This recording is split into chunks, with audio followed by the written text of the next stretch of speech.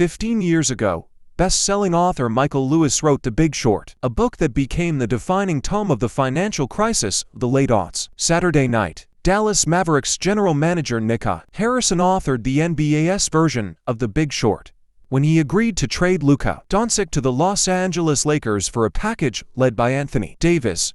It was a deal so shocking that after ESPN's Shams Charania broke the news, dozens of people instantly reached out to ask him whether his social media account had been hacked. As Shams confirmed, it hadn't been. The Mavericks chose to make a stunning bet against the future of a player who, at 25 years old, has one of the most decorated resumes in basketball history. Doncic has been an All-NBA first-team selection each of the past 5 seasons. While he's not eligible to make the team this season because of the calf strain that has sidelined him since December 25th, he is one of only 5 active players to have at least that many first-team selections and one of only 28 in NBA history. The other 4, Giannis Antetokounmpo, James Harden, Kevin Durant, and Doncic's new teammate, LeBron James. Antetokounmpo turned 30 in early December. Harden is 35, Durant is 36, James is 40. Doncic doesn't even turn 26 until February 28. Doncic is an elite offensive talent who led Dallas to the NBA Finals last season. He entered this season ranked second only to Nikola Jokic in ESPN's NBA rank and was a co-favorite alongside Oklahoma City Thunder star Shai Gilgeous-Alexander to win his first MVP award. He has also had remarkable success internationally playing for his native Slovenia. As a result, the unanimous reaction from anyone outside of the Dallas-Fort Worth Metroplex in the early hours of Saturday morning was that the Lakers had won the trade, and that they couldn't understand it. "What the F is happening?" said an assistant coach. "I feel like I'm dreaming," said an agent. "The confusion around the league is quite high," said an executive. "This is a moment that will live on in the memory of the league for a long time. It's similar to when Paul George was dealt to the LA Clippers in the middle of the night 6 years ago, ensuring Kawhi Leonard would also sign with the Clippers. Or when Durant declared he was going to the Golden State Warriors on July 4, 2016. Or when James sat across from Jim Gray and said he was taking his talents to South Beach in 2010.